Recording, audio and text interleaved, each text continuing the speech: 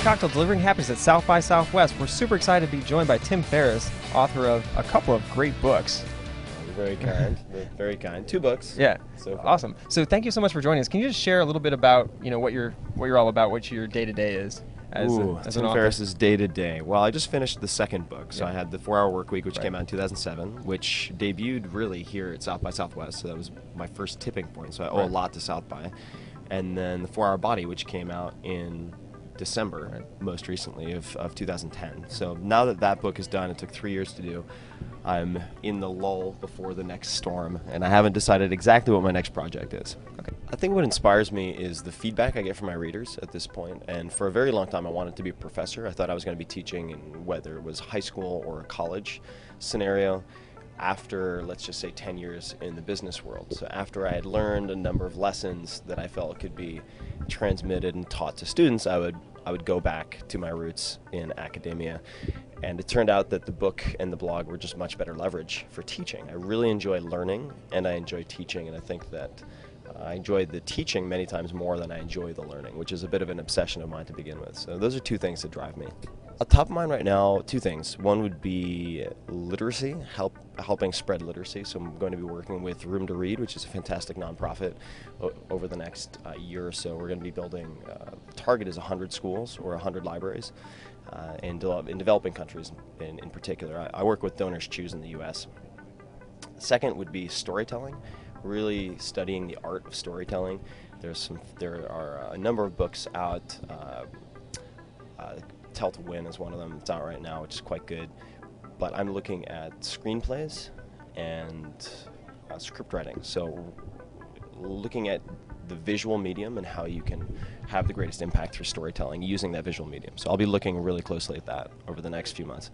The ubiquity of real-time communication is what strikes me as the biggest shift in the power dynamic over the last year. Certainly, I just came back from Jordan in the Middle East, and so certainly looking at Tunisia, looking at Egypt, what happened in Egypt, that was essentially fueled by Facebook, Twitter, and similar tools that weren't designed for that explicit purpose. So I feel that the ability to organize en masse with these very simple to use consumer tools in real time will play a huge role in revolutions of various types. And I think on a cautionary note, the easy part is, let's say, overthrowing a government.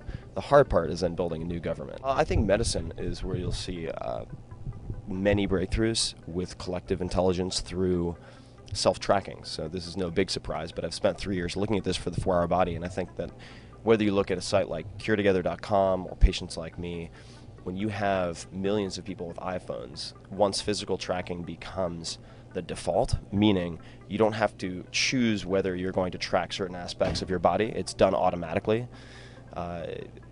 And when you can take, let's say, the data from 10,000 people and look at the patterns, or have a program or AI look at the patterns, you'll have breakthroughs that would have taken 10 years and millions of dollars of funding from, let's say, the NIH.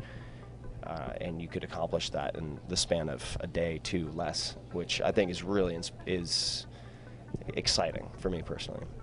Biggest failure, the one that comes to mind would be in mid-2004, closest I've come to getting engaged. Saw that relationship disintegrate in front of my eyes because of my work schedule. I was working from 7 a.m. to 9 p.m.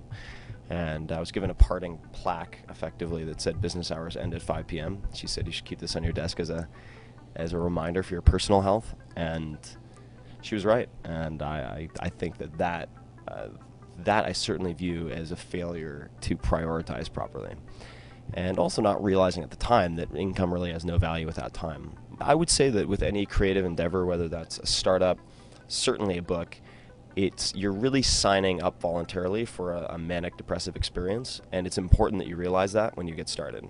Because if you expect it to be a consistent, I'm going to kick out 5 to 10 pages a day, and that's all I need to do is follow my process. You need to have a process, but you also need to recognize that there will be ups and downs.